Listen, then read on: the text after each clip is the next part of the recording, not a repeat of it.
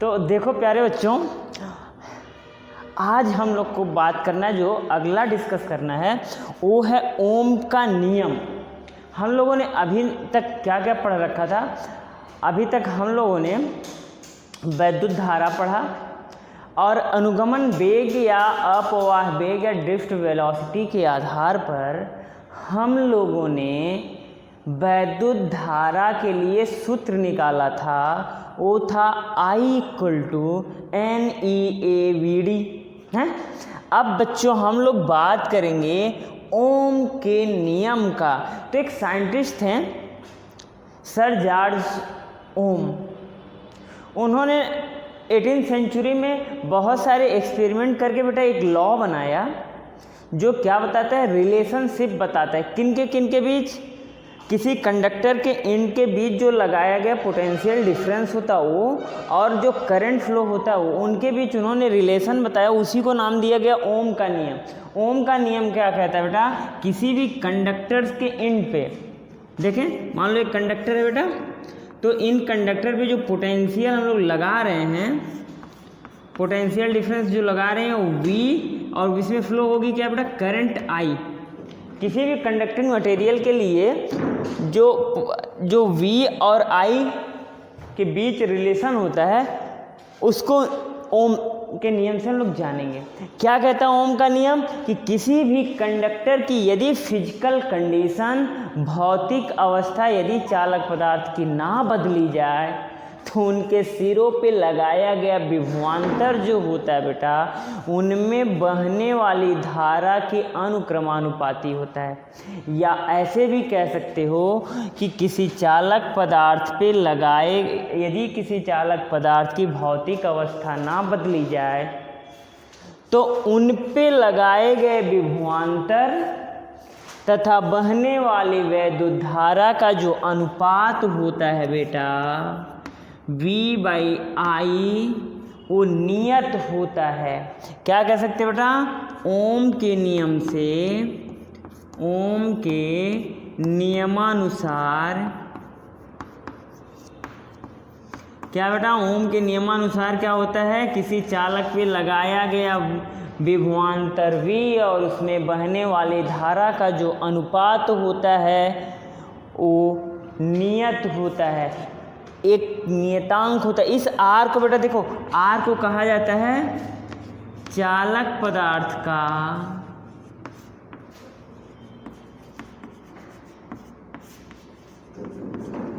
प्रतिरोध। क्या बोला जाता है बेटा, चालक पदार्थ का प्रतिरोध। क्लियर है प्यारे बच्चों? अब एक चीज़ तो कंफर्म है, यहाँ से देखो V निकाले हैं तो V = क्या आ जाएगा बच्चों, IR आ जाएगा।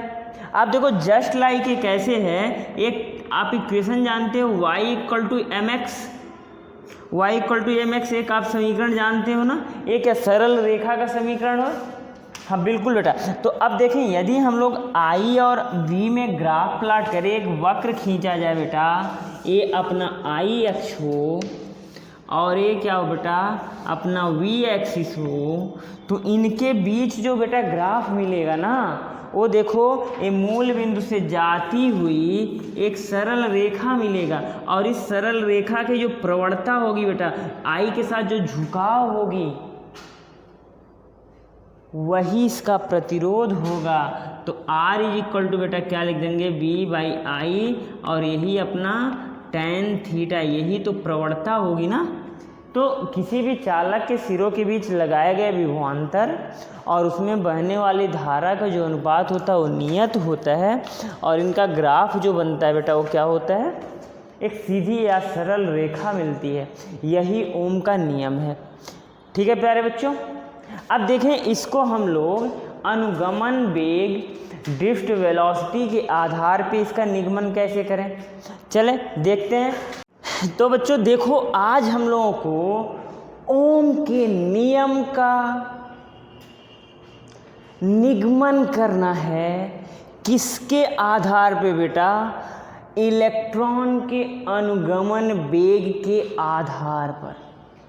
क्या करना है बेटा, ओम के नियम का निगमन करना है किसके आधार पे?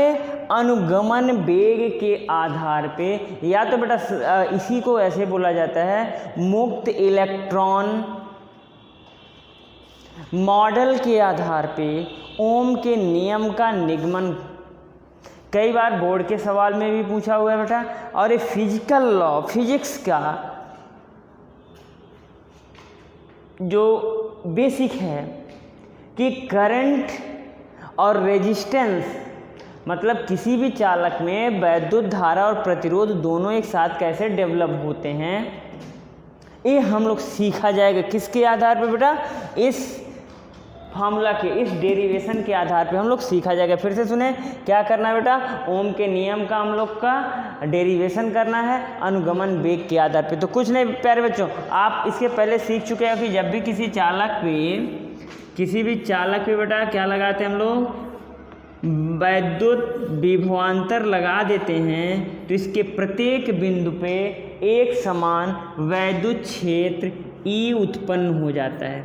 ठीक है प्यारे बच्चों, उत्पन्न हो जाता है। तो मान लेते हैं कि एक चालक है बेटा जिसकी अनुप्रस्थ क्षेत्रफल कितना है बेटा? चले, क्षेत्रफल कितना है? ए है। लंबाई कितनी है चालक पदार्थ की? यल ले लें। और बहने वाली वैद्युत धारा आई है। यदि इसके प्रति एकांक आयतन में मुक्त इलेक्ट्रॉनों की संख्या स्मॉल n है तथा इसके आवेश का अनुगमन वेग या अप्रवाह वेग या ड्रिफ्ट वेलोसिटी vd है, तो हम जानते हैं क्या जानते हैं बेटा? बिल्कुल जानते हैं। हम जानते हैं कि वैद्युत धारा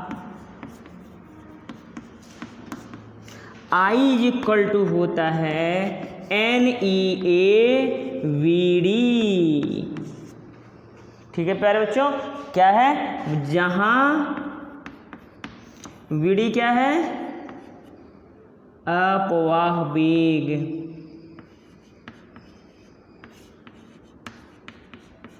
ड्रिफ्ट वेलोसिटी या अनुगमन वेग, जो भी कह लो। अरे ई क्या है? ई है बेटा इलेक्ट्रॉन पर आवेश या इलेक्ट्रॉन का आवेश कह लो बच्चों। ई क्या है? इलेक्ट्रॉन का आवेश। चलो, जब इस पे क्या लगा दिया? विभवांतर V लगा दिया गया। चूंकि और क्या जानते हो आप?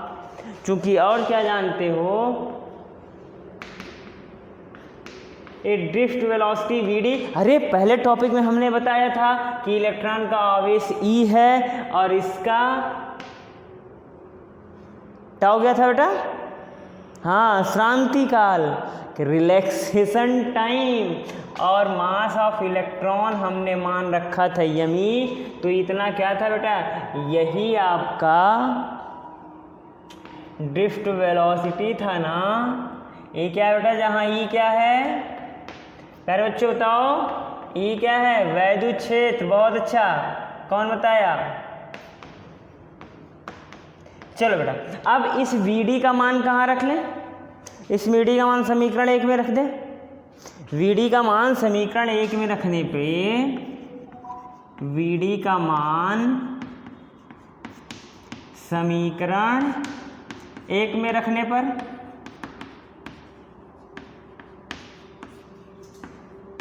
तो बेटा जब समीकरण 1 में रखेंगे तो देखो VD क्या हो जाएगा? I इक्वल टू आ जाएगा NEA और VD के जगह पे E tau by ME into E आ जाएगा। चलो कोई नहीं। और क्या जानते बेटा? देखो जो E होता है, ये होता है विभवांतर बटा यल, लंबाई। क्या होता है? ये तो वैद्युत क्षेत्र की जो तीव्रता होती है ना, उत्पन्न विभवांतर और दूरी के अनुपात के बराबर होती है। ये पहले चैप्टर में पढ़ चुके हो बेटा। तो चलो इसकी, चूंकि ये भी जानते हो तो इसी को और आगे लिखेंगे बेटा। NEA E टाउ ME और इसके जगह पे बेटा V/L लिख दो। अरे क्यों? क्योंकि इज इक्वल टू होता है V/L। तो बेटा अब देखो इसको और करो, तो NEA और E इंटू ई क्या हो जाएगा E² A, और क्या बेटा टाउ रख लो, अपन क्या आ जाएगा नीचे आ जाएगा ME इंटू L, और V ऐसे रहने दो। क्या कुछ कुछ दिख रहा है बेटा?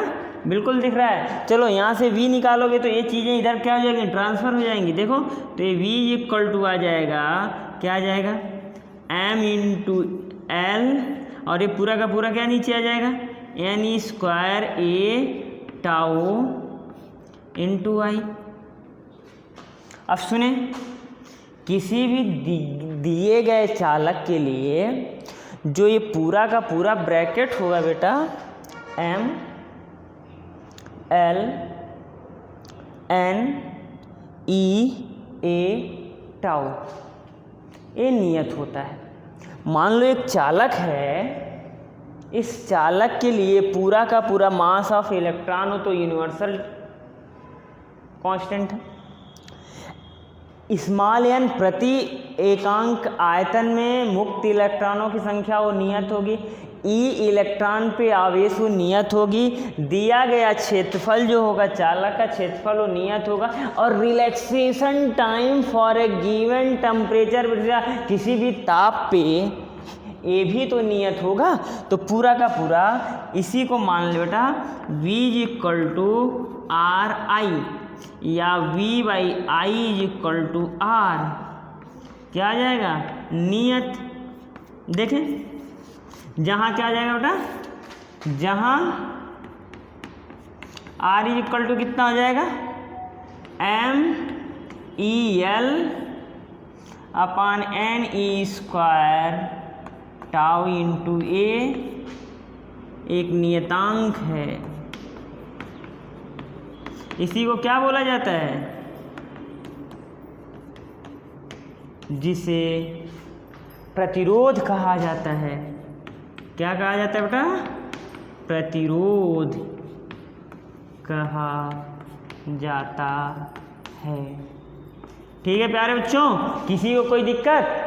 चलें स्क्रीन पॉज करें और बेटा इसको नोट करें, बहुत इम्पॉर्टेंट टॉपिक है, लिख सकते हो मोस्ट इम्पॉर्टेंट। चले कोई दिक्कत? ओके।